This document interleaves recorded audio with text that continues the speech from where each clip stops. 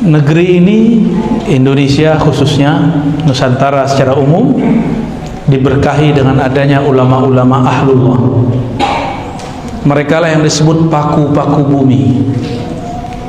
Paku itu bahasa Arab, bukan paku yang itu tuh, bukan. Paku itu bahasa lama, artinya kutub. Ilmu ini masuk bahkan sampai ke keraton-keraton di Jogja, di Solo.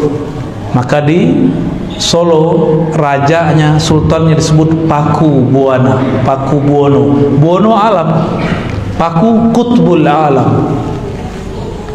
Jadi itu pengaruh dari ajaran wali-wali Allah. Maka yang mengislamkan negeri ini dulu itu wali-wali Allah, bertarikat sufi, berakidah Asy'ari, bermazhab Syafi'i. Hari ini muncul kelompok pendatang-pendatang baru, mereka hendak membatalkan ini semua. Dan kita bersyukur pagar-pagar Ahlus Sunnah, benteng-benteng Ahlus Sunnah masih banyak. Inilah pesantren ini bentengnya. Benteng jangan dibayangkan ya besi-besi, tembok-tembok, bukan. Temboknya itu kitab. Yang megang kitab itulah panglima-panglimanya. Mereka lah yang memperjuangkan akidah Ahlus Sunnah. Dan saya kaget ternyata Pak Kiai ketua Rais ya, Haji. Ini keberkahan dari Allah Subhanahu wa Ta'ala. Ini saya baru menyebutkan silsilah ilmu, baru beberapa silsilah ilmu, bahwa ilmunya orang-orang kita dahulu bersambung kepada ulama-ulama di Makkah, di Madinah. Tadi saya sebut siapa? Syekh Abdul Somad Al-Falibani, beliau lama di Madinah, maka nama beliau belakangnya ada Al-Madani, Al-Falibani. Beliau juga lama di Mekah, maka disebut Al-Madani Al-Makki Al-Falibani. Syekhana Khalil juga lama di Mekah, maka beliau sebenarnya berhak dikasih nisbah belakangnya Al-Makki. Beliau talaki lama kepada Al-Alim, Al-Allama, Al-Kabir, Al-Kutub Al-Syahir, Al-Mufassir Sayyidi Syekh Muhammad bin Umar namanya, bin Arabi, atau Syekh Nawawi Al-Bantani. Benar namanya pakai Muhammad ya. Itu Syekh Nawawi Al-Bantani menjadi mufti di Mekah, mufti mazhab Syafi'i, dan dia punya murid tidak hanya orang-orang Nusantara. Oleh karena itu beliau kalau nulis kitab nggak pernah pakai bahasa Melayu atau bahasa Banten, selalu pakai bahasa Arab. Jadi kalau mau tahu seorang syekh ini muridnya siapa aja, lihat kitabnya pakai bahasa apa, karena beliau nulis buku untuk muridnya berbahasa apa. Syekh Abdul Somad Al-Falibani nulis dalam dua bahasa, kadang Arab, kadang Melayu, karena terakhir beliau pulang ke negerinya dan pindah ke Patani. Karomahnya mirip-mirip seperti Yai As'ad. Mbah Yai As'ad itu Masya Allah ya, mau ilmu apa aja ada ya, debus bisa ya. Itu pakai hizib-hizib aja, pakai doa-doa aja sama beliau itu. Nah, dulu itu sanadnya ke Syekh Abdul Somad Falibani itu salah satunya. Syekh Abdul Somad Falibani itu ditembak gak mati-mati, ditembak gak mati-mati. Ditunggulah waktu beliau lengah, gak tahu siapa yang melakukan. Ketika beliau sampai di Patani, dipisahkan kepalanya dari badannya, jadi gak bisa ditembak, bisanya cuma digorok. Maka miriplah kisah beliau dengan Sayyidina Al-Husain. Badannya di mana, kepalanya di mana. Ya, kita ketemu zuriat beliau di Palembang dan di Jakarta dan juga Malaysia. Mereka mengatakan itu njid kami, kakek kami Syekh Abdul Somad Falibani nggak mempan ditembak oleh Belanda. Ya, nggak mempan, sama Inggris nggak mempan. Akhirnya ketemu juga kelemahan beliau apa? Digorok. Baru beliau kemudian wafat. Jadi ilmu-ilmu ini sebenarnya ada, tapi nanti di akhir zaman akan dikeluarkan lagi. Karena ulama kita tidak menjadikan ilmu tersebut sebagai tujuan, ilmu tersebut cuma penjagaan diri. Nanti di akhir zaman Allah turunkan lagi. Entah ini zamannya, entah tidak, wallahu alam bisawab. Kita siap-siap saja. Hadirin hadirat yang dimuliakan Allah, tadi saya cerita tentang sanad. Ini adalah hal yang krisis sekarang di mana-mana. Sanad silsilah.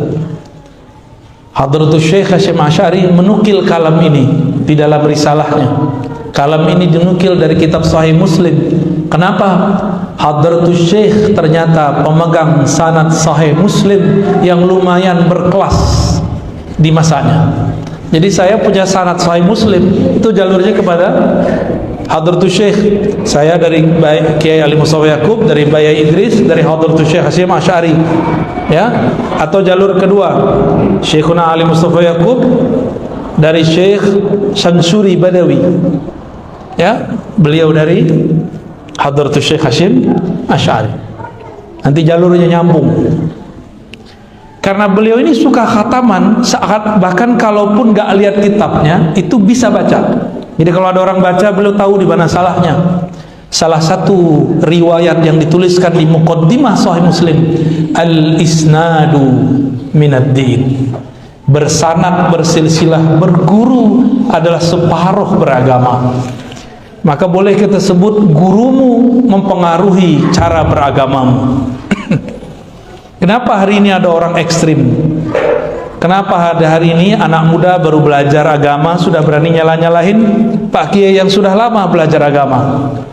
Karena dia dapat guru suka menyalah-nyalahkan. Jadi jangan sembarangan punya guru, betul-betul harus selektif berguru. Maka untuk berguru jangan cuma ikut-ikutan. Untuk berguru perlu istikharah. Jadi bapak ibu ini kalau naruh anak ke pesantren, istikharah dulu biar tambah kuat. Jangan cuma mau nikah doang ya. Kalau nikah cuma teman makan minum tidur. Tapi kalau guru agama teman sampai menyeberangi sirat, sampai apakah masuk surga atau jatuh ke neraka. Berarti lebih penting atau enggak? Oleh karena itu ulama kita mengatakan nasabul ilm, nasabud din a'la wa aqwa min nasabil jism. Jadi nasab dalam beragama, guru kita dalam beragama lebih kuat, lebih sahih, lebih berhak bertanggung jawab daripada nasab jasad. Nasab jasad paling cuma sampai liang kubur, fulan bin fulan, fulanah binti fulan. Tapi kalau nasab ilmu, nanti ditanya, kamu murid siapa? Nanti ditanya tuh. Ketika ditanyakan ini sosok siapa, maka muncullah sosok Nabi di hadapan dia. Kalau dia tidak punya guru, nggak ada yang bantu jawab. Inilah nikmatnya punya guru. Kalau orang punya guru, guru rohani yang bantu jawab di alam kubur, nanti gurunya diajarin sampai di kubur. Itu kalau gurunya wali Allah. Karena wali Allah itu ahya'un inda rabbihim, mereka masih hidup di sisi Allah Subhanahu wa taala. Percaya nggak nih? Hah? Percayanya kenceng dong. Kalau antum tasdik kepada Syekhna Khalil dan zuriat-zuriatnya yang alim ulama, datang nanti mereka itu. Sebagaimana kalau kita pulang dari perantauan, ini waktu anak-anaknya Pak Kiai pulang turun di bandara, disambut nggak Pak Kiai? Langsung dijemput. Langsung dijemput. Anaknya, putranya, putrinya baru pulang dari perantauan pasti disambut. Benar disambut nggak Aisyah? Atau suruh pulang-pulang sendiri? Lah pulang kau sendiri gitu. Begitu nggak? Pasti disambut, bahkan dijemput. Masa putrinya, putranya pulang tidak dijemput? Walaupun bisa pulang naik Grab, naik ojek, bisa pulang jalan kaki, berenang ya. Tapi tetap dijemput. Kenapa? Anakku. Karena ini perjalanan dunia yang menjemput tubuh fisik. Gak cukup pakai doa, saya jemput pakai doa, gak cukup. Al-Fatihah gak cukup. Kalau sudah masuk ke alam sana, bukan tubuh ini yang berkuasa, bukan ayah kita. Kalau ayah kita bukan seorang wali Allah, gak bisa dijemput. Tapi jika dia seorang wali Allah, kekasih Allah, murid dari wali Allah, kalau dia nggak wali, gurunya wali, kan bisa nebeng. Pak Yai, itu murid saya butuh syafaat. Engkau kan tahu jalan menuju Rasulullah, mohon mintakan doa. Pakainya ACC tanda tangan, ya, langsung. Maka nanti ada 2-3 makomat di alam kubur itu. Ada yang dijemput malaikat, itu orang soleh biasa. Ada yang istimewa, dijemput wali-wali Allah. Ada yang khawasul khawas, teristimewa, langsung Sayyidina Nabi SAW yang jemput dia. Langsung dijemput. Karena Nabi mengatakan, itu anak rohaniku. Kita ini, kata para ulama, al-alam. Nah, jadi ulama itu secara rohani mendapatkan kalam dari Nabi. Di wali-wali Allah ini, kalau secara ilmu hadis kalam Nabi sudah berhenti, tapi secara rohani Nabi kan masih hidup. Orang yang bisa mengetuk pintu rohani Nabi masih akan mendengarkan Nabi berkalam. Salah satu kalam Nabi ketika para wali-wali ini diizinkan bertemu beliau sallallahu alaihi wasallam, apa? Al-alam minni wa ana minallah. Alam itu semuanya dariku. Jadi Nabi itu tulangnya jadi apa, darahnya jadi apa, kukunya jadi apa, kulitnya jadi apa, rambutnya jadi, begitu isyaratnya. Kolbunya jadi Imam Mahdi, ya, otaknya jadi ulama intelektual, ahli fikih, ahli kalam, darahnya jadi syuhada. Jadi kenapa orang-orang ada yang jadi syahid, dia kecipratan nur darahnya Nabi sallallahu alaihi wasallam. Setan yang mana? Setan kan alam juga. Nah, setan tuh bayang-bayang Nabi. Bayang-bayang gelap nggak? Nah itu. Maka Nabi juga penyayang sebenarnya sama setan. Nabi kasihan sama setan itu. Kan gimana-gimana masih dari beliau kan? Ya, tapi setannya nggak tahu diri soalnya. Ente yang mana, Dok?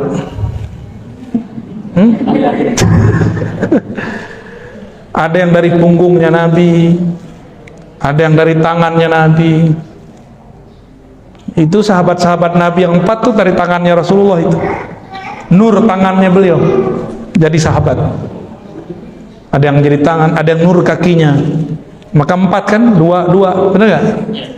4 jadinya. Itu rahasia semua. Nabi Muhammad ulul azmi, ada 4 Nabi ulul azmi lain. Itu semua sama. Karena tidak ada lagi Nabi setelah Nabi Muhammad, maka Abu Bakar tidak angkat menjadi Nabi. Umar pun jadi seorang ulama, walaupun kalam yang beliau dapatkan mirip seperti Nabi Musa. Jadi Sayyidina Umar diizinkan Allah berkalam-kalam langsung kepadanya. Disebut dalam hadis Bukhari dan Muslim, muhaddatsun. Nabi mengatakan di antara umat-umat terdahulu ada muhaddats. Salah satunya Nabi Musa. Wa in kana min ummati lakana Umar. Jika ada di antara umatku yang diajak berbicara oleh Allah, itulah Sayyidina Umar. Sayyidina Umar itu yang berjasa membedakan kita nih sama ibu-ibu pakai hijab, ya. Itu jilbab atau hijab itu karena berkah hasil dialog Sayyidina Umar. Apa kata Sayyidina Umar? Ya Sayyidi ya Rasulullah, seandainya para perempuan kita hijabkan gimana? Kita kasih jilbab gimana kira-kira kalau bahasa Indonesianya? Akhirnya Nabi turun ayat. Sayyidina Umar berkalam, turun ayat karenanya. Maka Sayyidina Umar bersyukur, berbangga karena ilham-ilham yang Allah turunkan kepadaku. Rasulullah kemudian mengetuk pintu wahyu, turunlah 3 ayat hukum, dan itu ayat-ayat besar. Ya, ayat-ayat besar. Maka Sayyidina Umar agak galak dikit karena beliau ahli hukum. Nabi Musa galak gak? Galak Nabi Musa itu. Obat galak ketemu Nabi Khidir. Gitu. Jadi orang-orang galak nih, orang-orang keras beragama, mesti ketemu Nabiullah Khidir. Kalau enggak dia nggak akan lembut. Dia kasar terus, keras terus. Jadi hati-hati, kadang-kadang yang nanya itu bukan orang biasa. Kadang-kadang dia diilhami, dibisikin Nabiullah Khidir itu. Ngetes kita kasar, keras atau tidak. Ngajarnya lembut atau nyiksa, ya. Ini zaman bukan lagi zaman persekusi, zaman-zaman mukul-mukul. Udah nggak ada kan? Udah nggak ada ya? Pak Kiai udah nggak ada kan? Guru-guru mukul-mukul udah nggak ada. Zaman kita dulu cuma salah baca alif sama nggak alif, rotan melayang di punggung, langsung jadi kayak X-Men tapi dari belakang, silang tuh, cium cium. Orang tua lihat, kenapa punggung Muna? Oh, ada X, malah disayang-sayangin. Oh, bagus. Kalau sekarang orang tua kalau ngelihat anaknya dipukul sama guru gimana? Lapor polisi. Orang tua kurang ajar. Saya kalau punya santri begitu, saya pulangkan. Pak, ini anakmu, urus sendiri, ajar sendiri. Ya, pulangin aja. Ngapain kita nggak butuh santri kok? Santri butuh kita. Ya. Dia kan nggak bisa baca kitab, nggak bisa, nggak ngerti hukum Islam, nggak kenal Allah dan Rasulnya. Para kiai, para ustadz perijazah ilmunya. Seandainya pun mereka nih sesat, itu syafaat ada pada diri mereka karena masih punya guru. Gurunya nanti yang kemudian doa, ya Allah, ini masih umat Nabi-Mu, dia bersanad, dia pernah berguru kepadaku, diselamatin sama Allah. Enggak di dunia, di barzakh, enggak di barzakh, di padang mahsyar, enggak di padang mahsyar, mizan, enggak juga udah masuk penjara diselamatin, penjara neraka. Mau syafaat yang mana? Dari dunia dulu dong. Jangan minta syafaatnya nanti udah masuk neraka duluan, gosong. Ya. Begitu guru itu tanggung jawab sama murid. Tiba-tiba ada orang tua kurang ajar, kurang adab. Maka saya sarankan nanti ada majelis kajian khusus untuk orang tua. Pengajian khusus untuk orang tua. Harus ada ya. Supaya diajarin nih adab kepada kiai. Adab naruh anak di pesantren. Dulu kita belajar ngaji aja alif bata, ayah saya nganterin. Abuya, ini anak saya, tolong dididik. Betul begitu. Saya diserahkan kepada guru saya, Abuya Dahnar namanya, ahli qiraat di zamannya. Kalau ada salah tolong dibimbing, kalau kurang tolong dilengkapi. Jabat tangan itu. Bahkan di sana itu pakai simbol, pakai beras, pakai kain kafan, itu simbol tuh, simbol-simbol aja. Bawa beras, bawa pisang, bawa duit dikit, syarat aja. Dikasih. Akhirnya Pak Kiai jawab, saya terima. Kita minta kepada Allah untuk membimbingnya. Begitu dulu. Sekarang gimana? Dianterin pakai apa? Pakai Gojek. Karena sekarang nggak mungkin nyerahin satu-satu, ya pertemuan buat pertemuan. Kalau perlu ada salaman, ya. Ini pertemuan wali santri dan guru, kayak lebih mengerti ngajar daripada kita ya. Pak Kiai, seharusnya santri-santri itu diajarin begini. Ya salam. Ente aja buat pesantren sendiri ya. Kita nggak anti kritik, cuma kalau cara ngomongnya begitu nggak enak. Ya, ini bukan lagi belain Pak Kiai, ini bukan. Ini pengalaman. Saya kan orang pesantren, ya ngajar pesantren 15 tahun ngajar pesantren. Sampai sekarang masih. Dengar begitu, kawan saya kepala madrasah senyum-senyum aja ya. Sabar aja beliau, bukan main. Untung bukan saya kepala madrasahnya. Kalau saya kepala madrasahnya, saya tanya, Pak, mana anaknya? No, saya anterin Pak. Ini saya serahkan kembali. Sok tahu, sok pinter. Kalau begitu ajar sendiri anaknya. Tapi zaman sudah berubah pakai ya. Kita nggak bisa begitu lagi. Cuma makanya saya nggak mau jadi kepala madrasah. Kita ngajar-ngajar aja ya. Takut makan hati. Cukuplah kita makan hati sama istri kita ya. Baik. Jadi Syekhana Hadratus Syekh Hashim Asy'ari nukil itu di kitab risalahnya. Al-isnad minad-din. Dan benarlah gurumu mempengaruhi cara beragamamu. Gurunya galak, muridnya galak. Gurunya suka bentak-bentak, muridnya suka bentak-bentak. Gurunya suka laknat, muridnya suka laknat. Gurunya berpolitik, muridnya berpolitik. Gurunya wali, muridnya wali. Gurunya ahli fikih, muridnya ahli fikih. Gurunya pendakwah, muridnya juga pendakwah. Gurunya ahli hadis, muridnya ahli hadis. Mungkin nggak gurunya ahli hadis, muridnya jadi ahli kebatinan, benar nggak? Nggak mungkin, ya. Oleh karena itu Imamuna Sya'rani, Abdul Wahab Sya'rani, nulis di kitab beliau. Ada beberapa kitab beliau yang besar dan kecil, hampir semuanya sama. Al-Minan, ada Qawaid Tasawuf, ada macam-macam. Ada Thariqah Matbuliyah. Beliau mengatakan Al-Wali Ibnul Wali. Wali itu pasti gurunya wali. Namun wali Allah ini kan cahaya. Cahaya kalau terlalu dekat silau. Akhirnya orang terdekat tidak tahu, santrinya nggak paham. Karena si kiai sifatnya masih seperti manusia, sakit kayak manusia, lapar kayak manusia, marah kayak manusia, tidur kayak manusia, bersyahwat seperti manusia. Kata orang sekitarnya, anak istrinya, santri-santrinya, tetangganya, ini bukan wali. Wali itu di tengah hutan. Emang wali tengah hutan? Itu namanya wali al-hutani.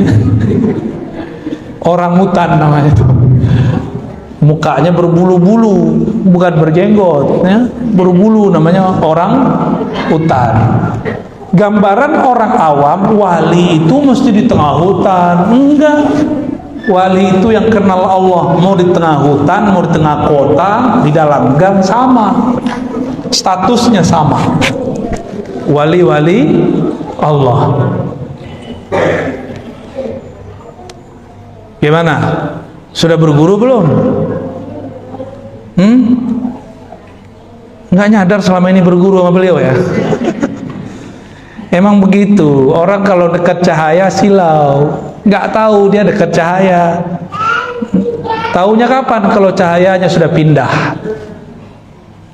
alam, baru sadar, bapakku wali, guruku wali, tetanggaku wali, baru sadar.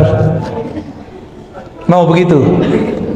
Guru saya, murid-murid Syekh Yasin, kata beliau ini banyak. Waktu Syekh Yasin hidup orangnya biasa-biasa aja, nggak ada yang aneh. Pas meninggal baru keluar semua kisahnya.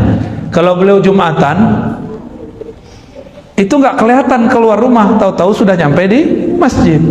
Nggak kelihatan balik, ditungguin di depan rumah, depan belakang, tahu-tahu sudah di dalam kamar. Tuh lewat mana tuh? Guru kita Kiai Ahmad Marwazi berkisah, kawan saya iseng, orang Syam, orang Suriah, pengen tahu Syekh Yasin ini Jumatannya kapan sih? Atau jangan-jangan nggak Jumatan lagi, itu kan curiga sama gurunya. Masa curiga sama wali nggak sholat? Emang ada wali nggak sholat? Nggak ada wali nggak sholat. Sholatnya wali setiap napasnya. Yang rukuk sujud itu simbol aja, dia sholat setiap nafasnya. Yang kelihatan sama kita sholat itu ruku sujud. Kalau begitu orang munafik sholat juga dong? Enggak, orang munafik walaupun ruku sujud dia nggak sholat. Wali walaupun dia cuma duduk dia sholat, walaupun dia tidur dia lagi zikrullah. Itu kalau wali Allah. Dicobainlah, kebetulan apartemennya pintunya satu doang, ditungguin di depan, nggak keluar itu Syekh Yasin. Akhirnya udah mau selesai khutbah, seorangnya baru keluar. Pas udah sampai Masjidil Haram, Syekh Yasin depan dia, bengong dia, aku di depan. Pas sholat udah rame-rame lagi hilang, dia cepet pulang, nungguin. Syekh Yasin nggak datang, karena udah nyampe di dalam. Baru sadar setelah beliau wafat, inna lillahi wa inna ilaihi rajiun. Akhirnya nangis-nangis, ya Allah, guru kita meninggal, saya belum sempat ngaji. Ya salam, ya waktu hidup ditelantarin ya. Maka berguru kepada orang bersanad itu nikmat. hal yang berat terasa ringan. Guru Muhammad Jailani, ya, Kiai Haji Muhammad Jailani yang pesantren Banjari, itu berkisah kepada kita juga. Kami ngaji kepada gurunya guru beliau juga nih, Syekh Ismail, ya, Ismail Zain, ya. Syekh Ismail ini karomahnya bisa memahamkan baca kitab tanpa perlu menjelaskan. Kiai Muhammad Jailani mengisahkan bahwa ada beberapa murid nggak ngerti baca kitab, terus bawa kitab ke beliau. Apa kata beliau? Syekh Ismail Zain, dah ikra, baca yang tadi dia berhari-hari nggak paham, baca doang paham depan Syekh Ismail Zain. Jadi cukup mandang beliau langsung kebuka ilmunya. Itu karomah. Jadi karomah itu nggak mesti jalan di atas air. Karomah yang tertinggi itu orang jahil jadi alim, orang otaknya gelap jadi bercahaya. Itu yang disebut karomah tertinggi. Karena Allah mengatakan yarfa'illahu alladhina amanu minkum walladhina utul ilma darajat. Orang beriman, orang yang diberi ilmu diberikan darajat. Darajat itulah karomah hakiki. Jadi karomah hakiki bukanlah bisa kebal, itu biasa. Guru beliau Mbah Yai As'ad Situbondo, kalau kebal apa segala macam itu cuma mainan. Ilmu beliau aslinya bukan itu. Aslinya beliau ilmu ma'rifatullah. Karena kenal kepada yang maha sakti, maka wirid apa aja jadi sakti. Tapi kalau belum kenal sama yang maha sakti, puasa 3 tahun juga nggak sakti-sakti. Pilih mana? Hah? Kenal yang maha sakti atau jadi orang sakti? Kenal aja, ya. Nah, itulah beliau Maulana Syekh As'ad. Nama lengkap beliau As'ad apa pakai? As'ad Syamsul Arifin. Udah sesuai namanya, Syamsul Arifin, pelita ahli ma'rifat. Orang taunya kan beliau pelita orang-orang sakti. Itu hijab namanya. Jadi wali itu nutupin kewaliannya dengan macam-macam. Ada yang nutupinnya dengan kesaktian, ada yang nutupinnya dengan kelemahan. Sehingga orang mengira, masa saya wali? Orang aja sakit-sakitan. Guru saya Abu Ya Hasan Basri, setiap kami datang sakit. Setiap kami datang sakit. Sampai orang menyatakan, kita ini belajar debus sakti semua. Ini guru kita ini batuk aja nggak bisa ngobatin gitu. Itu banyak yang belot. Itu yang belot-belot dulu, sekarang nggak beres zikirnya. Serius, wallahi. Yang dulu mengatakan, Buya Hasan Basri terhijab. Hijabnya apa? Baca kitab tuh. Kurang ajar nggak? Murid ngomong, guruku terhijab karena baca kitab. Saya dengar langsung itu, bukan 1-2 murid, banyak murid. Waktu itu saya masih kecil, umur 12-13 tahun. Umur saya 15, beliau wafat. Jadi cuma ngaji 3 tahun sama beliau. Apa kata salah satu kawan saya? Abu Ya Hasan Basri, guru kita tuh, guru kita tuh, dia ngomong guru kita. Nggak lebih sakti daripada guru yang ini. Kewaliannya terhijab. Dia orang terhijab oleh baca kitabnya. Banyak sekali yang ngomong begitu. Hadirin hadirat maka Allah, kapan ilmu menghijab? Kapan zikir menghijab? Kalau ilmu dan zikir membuat dia merasa dirinya sesuatu. Contoh nih, saya habis ngaji dapat sanad dari Pak Kiai. Terus saya bilang, sanad saya lebih tinggi dari ente. Itu jadi hijab langsung tuh. Saya merasa saya doktor, itu jadi hijab. Saya merasa saya dapat ijazah ini, ijazah itu, bisa baca kitab ini, hafal kitab ini, itu jadi hijab. Merasanya itu yang jadi hijab. Ilmunya bukan hijab. Ilmu itu adalah hijab paling tipis antara kita dan Allah. Kenapa? Al-ilmu sifatun min sifatillah. Benar. Ilmu itu adalah salah satu sifat Allah. Siapa orang yang berilmu, jarak dia dan Allah cuma al-ilmu, satu hijab doang. Tapi dalam ilmu itu ada lagi lapisan hijab 70.000, namanya hijab cahaya. Jadi satu bab hijab itu ada tirai-tirai penghalang. Ini yang membuat kemudian orang nggak ketemu-ketemu. Itulah juga yang membuat murid-murid nggak sadar gurunya adalah seorang kekasih Allah. Itu juga yang membuat seorang anak, seorang istri, seorang saudara, tetangga nggak sadar kalau orang-orang yang dia dekati, guru-gurunya itu adalah kekasih-kasih Allah. Bahkan kadang-kadang si kiainya nggak sadar kalau dia kekasih Allah. Maka wali ini ada 3. Ada wali am, wali umum.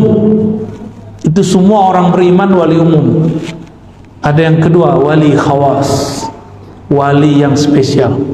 Ini orang-orang yang sudah mulai diberikan ilmu mengenai nama-nama Allah, sudah diberikan ilmu mengenai perbuatan af'al Allah, sudah mulai diberikan ilmu mengenai sifat-sifat Allah. Ini khawas. Wali yang ini dia sadar kalau dia wali. Dia dikasih tahu sama Allah atau dikasih tahu oleh Rasulullah. Karena yang angkat wali siapa? Kalau yang wali kota ngangkat siapa? DPR. Wali kota diangkat nggak? Diangkat. Masa wali alam nggak diangkat? Kalau nggak diangkat namanya wali PA. Wali kelas saja ada suratnya. Benar, ada wali kelas di sini? Ya. Ada suratnya kan? Ada rapatnya, ada penunjukan. Kamu jadi wali kelas ya, minimal begitu. Benar nggak? Apalagi jadi wali Allah, pasti diangkat. Cuma ada yang nggak sadar kalau dia diangkat, berarti dia wali biasa. Berdebatlah 2 imam. Satu Ibnu Furaq. Ibnu Furaq ini murid dari Al-Bahili. Bahili berguru kepada Imam Abul Hasan Al-Asy'ari. Berarti cucu murid. Kata Ibnu Furaq, al-wali la ya'rif annahu wali. Wali itu gak sadar kalau dia seorang wali. Kawan dia namanya Abul Qasim Al-Kushairi yang juga berguru, jadi kawan berguru. Tapi makomnya karena dia bertasawuf lebih tinggi daripada Ibnu Furaq. Abul Qasim Al-Kushairi, pengarang Ar-Risalah Kushairiyah, mengatakan, la ya sayyidi, al-wali ya'rif bi annahu al-wali. Kekasih Allah, wali Allah sadar kalau dia seorang wali. Dia dikasih tahu oleh Sang Maha Wali, Allah Subhanahu wa Ta'ala. Dua orang ini dua-duanya benar. Ibnu Furaq lagi ngomong wali am, Imam Kushairi lagi ngomong wali khas. Ada wali khawasul khawas, ilmunya sudah sampai kepada ujung sifat Allah yang tak terbatas itu dan masuk kepada babnya, bab tentang ma'rifatul zatillah. Ya, nah, itu di akhir zaman banyak nanti. Kalau dulu-dulu yang terkenal kan Syekh Abdul Qadir Jilani, Imam Sayyid Ahmad Ar-Rifai, Muhammad bin Abdul Karim Sammani, ya, itu yang dulu-dulu. Abu Yazid Al-Bustami, Junaid Al-Baghdadi, Al-Hallad Al-Shibli, qaddasallahu asrarahum. Itu wali-wali Allah zaman dulu, ya. Pertanyaannya, bagaimana caranya jadi wali? Mau nggak jadi wali? Ya, ini hasil diskusi dengan wali-wali, ya. Wali murid, wali kota, wali murid. Nah, kita turunin dikit deh. Wali murid, wali kelas, wali kelas. Wali kelas mungkin nggak orang nggak sekolah. Berarti dia jadi wali kelas karena dia punya ilmu, benar? Dan dia mengerti persoalan murid. Dia bertanggung jawab terhadap murid-murid. Dia mengenal persoalan yang ada di situ. Maka seorang wali Allah itu ada wali yang memegang asma, nama. Ada wali yang memegang af'al, perbuatan Allah. Ada wali yang memegang sifatullah. nanti di akhir zaman, mungkin zaman ini sudah, wali yang menguasai ilmu ma'rifatu zatillah. Ma'rifat zat bukan memikirkan zat, ma'rifat itu beda. Orang kenal nggak perlu mikir. Coba kalau saya kenal beliau kan saya nggak perlu pikir-pikirkan beliau ini siapa kan. Cukup kita pandang, kita dengarkan, itu selesai. Jadi antum kalau ngelihat saya kan nggak perlu mikir-pikirin Razi itu kan, nggak perlu kan? Nggak sama. Orang kalau udah kenal nggak perlu mikir. Tapi kalau belum kenal, kamu kenal nggak si Anu? Siapa? Oh dia mirip si Anu. Oh kita bayang-bayang wajahnya. Dia dulu ngaji di sini. Mikir kita. Tapi kalau sudah kenal perlu nggak? Orang kenal kepada Allah, kenal dulu baru mikir. Kalau belum kenal Allah, mikir dulu baru kenal. Itu beda tuh. Ya.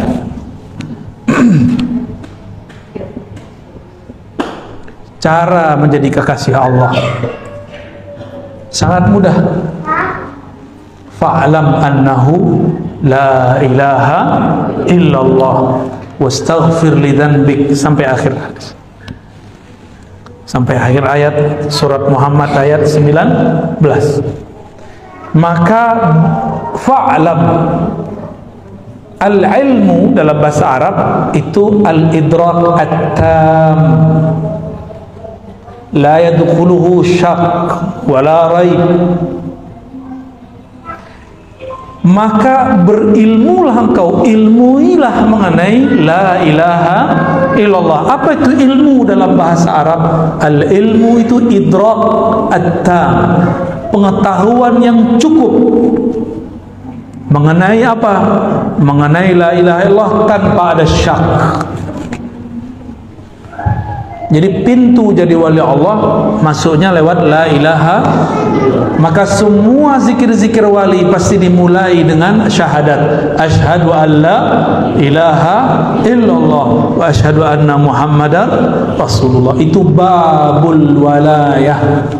Pintu kewalian itu dimulai dari syahadat. Benerin dulu syahadatnya, mengerti ilmu tentang rahasia syahadat.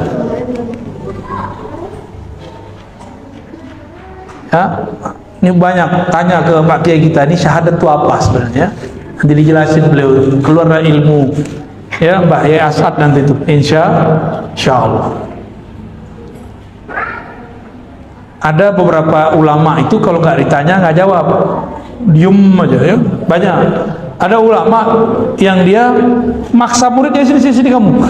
Enak tuh jadi murid begitu, dipaksa jadi wali ya. Tapi kalau yang diam berarti ada mutiara yang sedang dia sembunyikan. Yang mutiara itu nggak mungkin dia obral. Ini yang dia rahasiain terus nih. Bapak Ibu, sahabat-sahabat, ya, Ustadz, asatizah.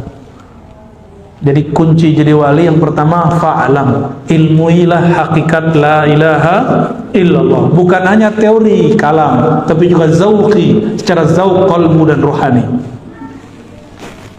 Maka kalau beruntung cari guru mursyid, ambil talqin kepada beliau, ya.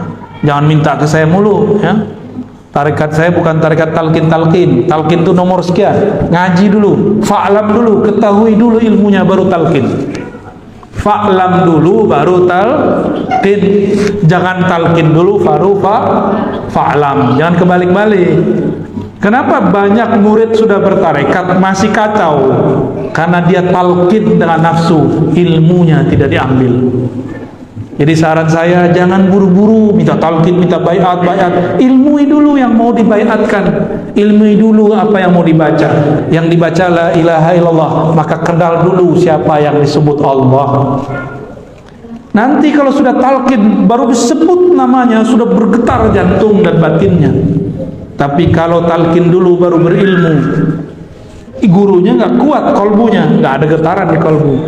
Kalau gurunya kuat bisa bikin getaran, karena berkah getaran beliau yang melimpah. Dan yang kedua, wastaghfir li dzambika, mohon ampunlah engkau. Ini Allah ngomong ke Nabi Muhammad. Allah berbicara ke Nabi Muhammad. Nabi Muhammad gak punya dosa, tapi Allah tetap katakan engkau mohon ampunlah terhadap dosamu. Apa itu dosa para nabi, para rasul? Nabi itu berdosa nggak? Akidah Ahlus Sunnah, sepakat mengatakan Nabi tidak berdosa, besar ataupun kecil. Lupa, ya. Keliru, boleh. Tapi dosa tidak ada. Nabi pernah lupa sholat zuhur jadi 3 rakaat. Supaya lupanya menjadi satu bab dalam ilmu, babun nisyan, babul khata. Maka muncullah satu ilmu. Jadi lupanya Nabi jadi ilmu, namanya sujud sahwi. Kalau kita lupa jadi apa? Nggak jadi ilmu ya? Enggak. Kalau kita lupa, kalau guru lupa jadi berkah bagi murid. Alhamdulillah nama saya nggak dipanggil. Guru aja lupa, itu berkah bagi murid. Apalagi kalau Nabi yang lupa. Maka nisyanun Nabi kamalun li ummati wa rahmatun lahum. Kalau Nabi itu lupa, lupanya rahmat, lupanya kesempurnaan bagi umatnya. Nisyanul alim, lupanya orang alim, rukhsatun lil muridin. Rukhsah bagi murid-murid. Tapi jangan doain gurunya lupa terus, ntar nggak bisa ngajar.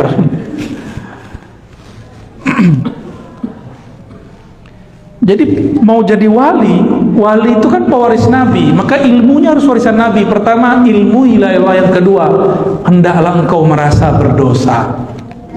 Maka Nabi itu walaupun tidak ada dosa, tapi beliau merasa berdosa. Nah, kita ini banyak dosa, tapi merasa tak berdosa. Coba aja lihat, di sekolah, di pesantren, terjadi pergesekan. Ketika kemudian kita fasilitasi mediasi, yang ini ngomong, aku nggak salah kok, aku nggak merasa salah, padahal itu ustazah itu. Bener nggak? Ya, paham sendirilah, kita lama hidup di pesantren, memang begitu ya. Pakai dalil tuh. Ajib tuh kalau ustazah tengkar, dalil keluar semua, Alfiyah aja dibaca. Kisah Ibnu Malik dengan Nawawi itu dibaca tuh. Kau nih suul adab. Ibnu Malik nyindir Nawawi, Nawawi ini belum pantas muncul, di-cut dulu sama Ibnu Malik. Kau ini masih kecil dan muncul-muncul aja. Suul adab sama aneh gitu. Cari pembenaran, cari-cari di kitabnya. Bilangnya iri enggak? Kita ini nggak perlu iri sama orang kalau kita sudah tahu makom kita masing-masing. Allah nggak akan pernah salah menurunkan makomat. Allah tidak akan salah memberikan ahwal. Allah tidak akan salah kirim ma'rifat. Apalagi cuma kirim rezeki, nggak akan salah. Maka aneh jika ada ustadz mengerti ma'rifatullah tapi iri sama tetangganya, beli motor duluan, mobil duluan, beli rumah duluan, kawin satu lagi. Masa iri? Berarti dia salah memahami rezeki Allah. Ternyata dia pernah suka sama orang yang dinikahi sama kawannya. Kata dia, kekasih yang tertukar. Kok ada ustadz begitu ya? Buahnya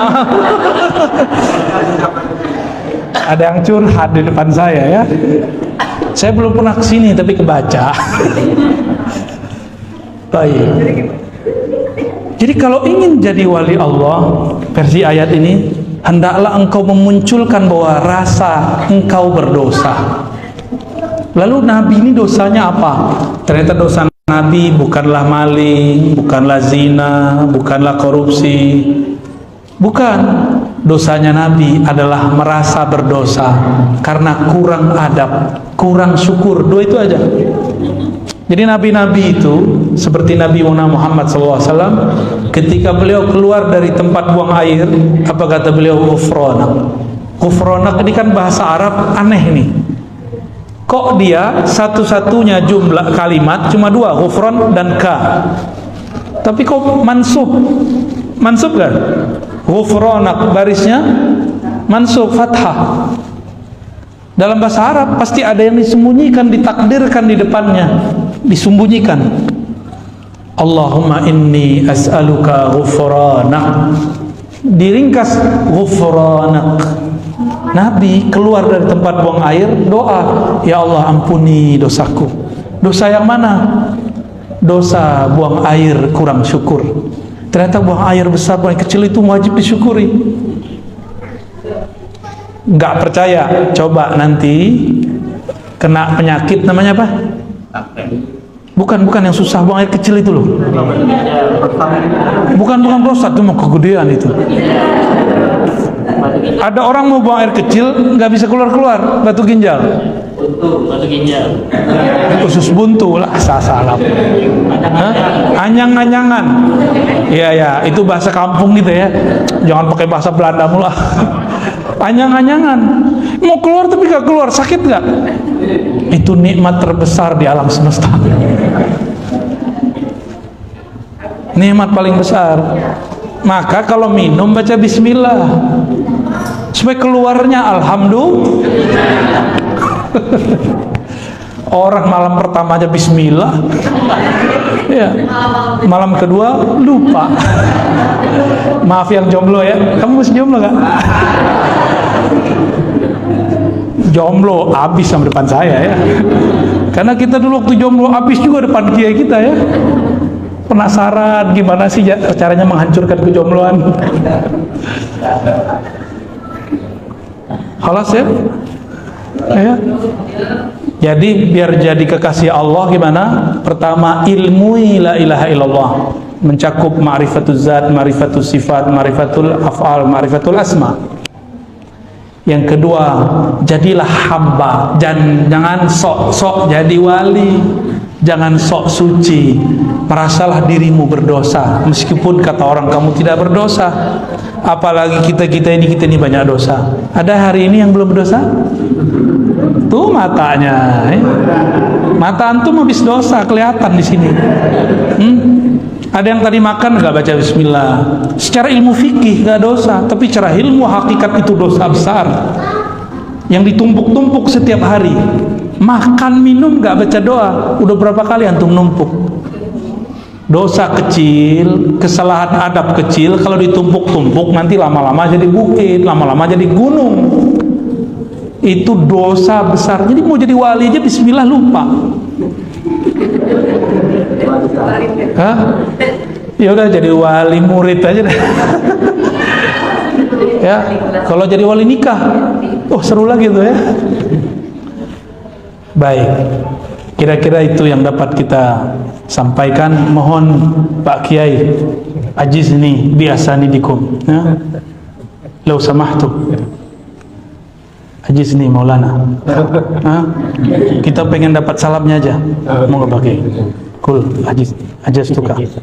Qabil tu Allah sudah sah jadi murid. Jangan salah paham, ini bukan qabil tu yang itu. Baik. Yang jomblo cemburu nanti ya. Ini bukan ankah tuka, bukan. Ini ajaz tuka.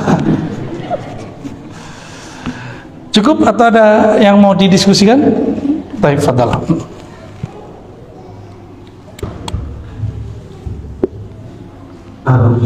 Yang kemarin dan beberapa itu kan ada yang ditanyakan, ada yang didiskusikan dengan beliau, silakan satu bahas untuk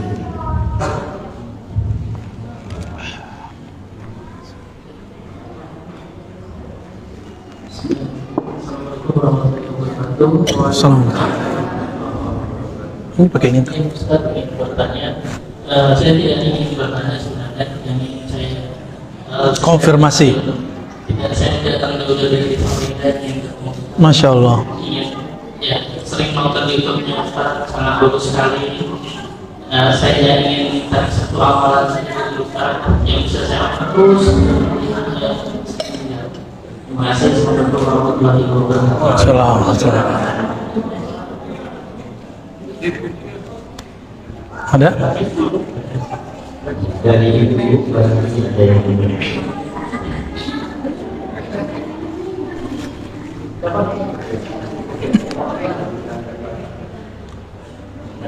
Nggak ada?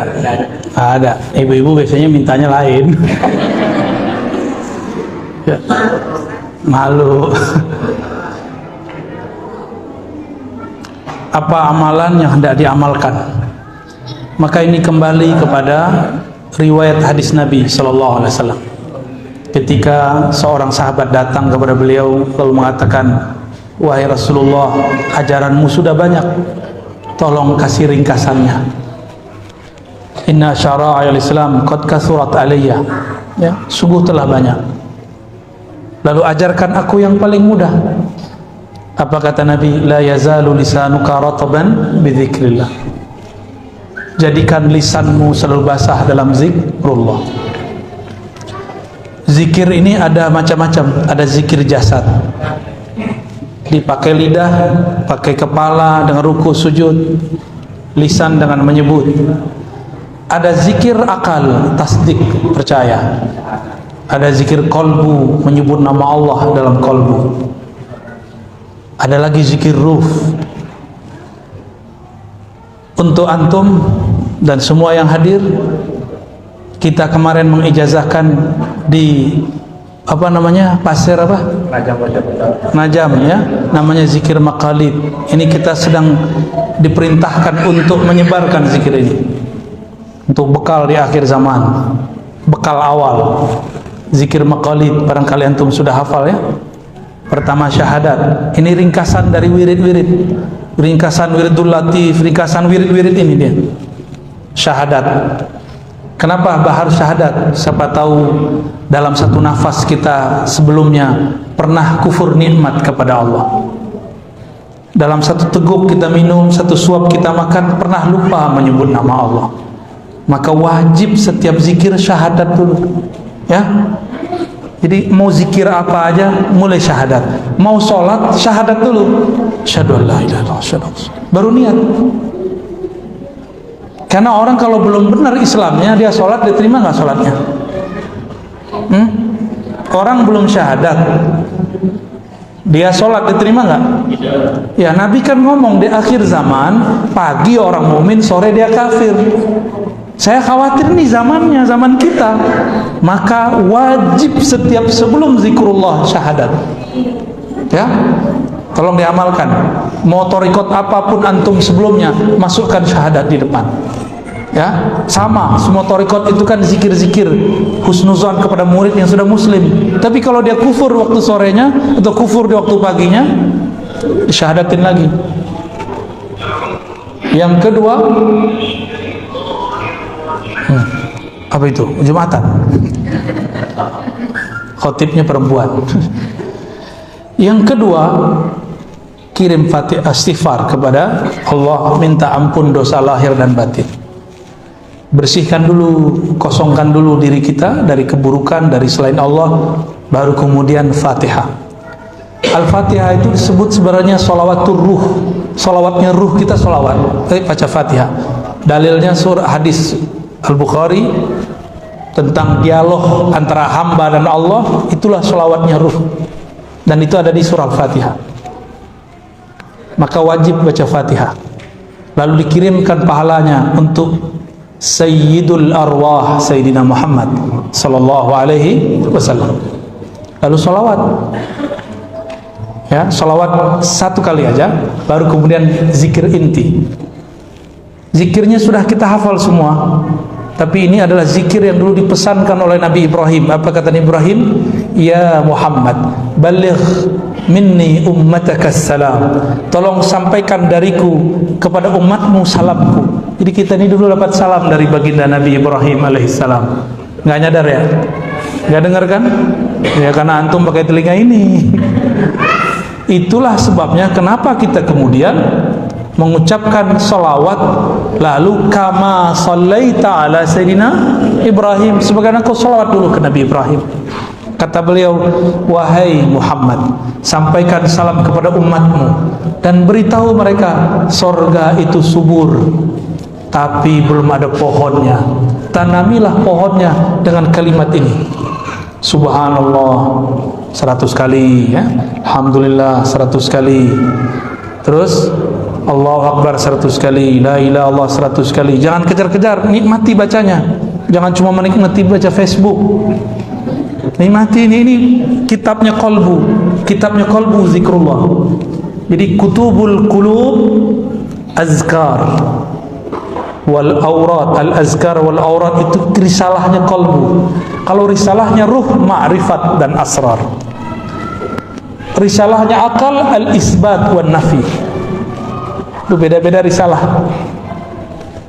Terus la haula wala quwwata illa billah. La haula wala quwwata illa billah disebut kanzun min kunuzil jannah. Disebut juga investasi surga, juga 100 kali. Maka orang yang berzikir yang 4 tadi itu dia buat coupling di surga. 1 dia baca, dia dapat 10 coupling. Kalau dia baca 100 berarti dapat 1000. Dia baca pagi sore sudah. Jika itu dipakai semua, nanti kalau ketemu kawan-kawan yang tidak berzikir, mereka orang-orang yang masuk surga tapi minimalis.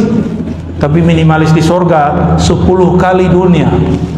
Udah ada yang pergi ke hotel termahal di Abu Dhabi, di Dubai. Saya aja belum, baru lihat doang. Masuk sebelum, nggak kuat kita, ya. 1 kali masuk sama kayak beli mobil, ya. Avanza kita habis sudah. 1 kali masuk, mau, ya. Kata Nabi, cukup kamu baca ini sekali sama dengan 10, 100 kali sama dengan 1000. Baik. Lalu Nabi Ibrahim punya zikir hasbunallah wa ni'mal wakil, baca 7 kali. Baru tutup lagi dengan salawat 100 kali, sallallahu ala Muhammad, atau salawat yang lain, ya. Ini disebut dengan zikir maqalidis samawati wal ard. Disebut juga dengan zikir syajaratil jannah. Disebut juga dengan zikir buhul-buhul langit dan bumi. Disebut juga dengan zikir pohon-pohon surga, ya. Sedangkan la haula wala itu adalah kunuz, perbendaharaan surga, ya. Ajastukum jami'an, ya. Bisa diulang? Istighfar dulu dong. Al-Fatihah. Kirim ke siapa? Dan silsilah sanad kita, ya. Terus salawat sekali. Terus zikir, apa aja zikirnya? Masing-masingnya jangan digabung satu-satu, subhanallahnya, ya. Terus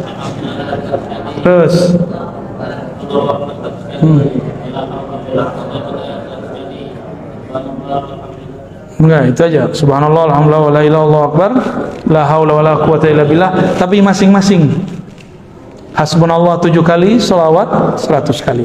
Tanpa salawat zikir kita tidak diangkat, ya. Semoga ini dapat jadi penting. Saya kalau lagi panik, saya cukup baca itu langsung panikan hilang. Lagi gundah gulana, baca zikir itu kita udah larut. Baca Allahu Akbar, semua masalah jadi kecil. Lagi mentok nih masalah, cukup baca subhanallah, subhanallah, kebuka masalahnya, selesai semua. Dapat rezeki, baca alhamdulillah, alhamdulillah, alhamdulillah. Allah lipat gandakan rahasia-rahasianya, ya. Dan semua itu ada boosternya. Apa arti booster? Ya, itulah haula wala quwwata illa billah, itu booster namanya. Dan hasbunallah, lalu salawat. Salawat itu tiket naik. Maka setiap amalan yang tidak dimulai syahadat, tidak ditutup salawat, atau tidak ada salawat, tidak diangkat. Atas dasar itulah dalam mazhab kita, mazhab Syafi'i, khutbah wajib ada salawatnya. Meskipun salah satu khutbah lupa di khutbah pertama, wajib di khutbah kedua. Kalau enggak, itu salat wajib diulang, salat zuhur, ya, enggak sah salat Jumatnya, ya. Kira-kira itu yang dapat saya sampaikan. Kami mohon izin, nanti setelah Jumat langsung jalan, pamit. Belum packing dulu, jadi nggak usah salam-salaman, cukup dengan ijazah tadi sudah cukup, ya. Nanti nggak usah jauh-jauh minta ijazahnya sama beliau nih, ya. Beliau ini berguru kepada Abu Ya Sayyid Muhammad Al-Maliki, Syekh Ismail Zail, Syekh Yasin, dan yang keren itu berguru kepada Mbah Yai As'ad. Itu bagi saya yang menarik, ya. Karena dulu saya berdoa, ya Allah, saya pengen ketemu nih murid Mbah Yai As'ad. Ternyata ketemunya di Balikpapan, nggak ketemu di Situbondo. Ya, syukuran Pak Kiai, waktunya. Mohon maaf kalau kami suul adabnya. Terima kasih. Assalamualaikum warahmatullahi wabarakatuh.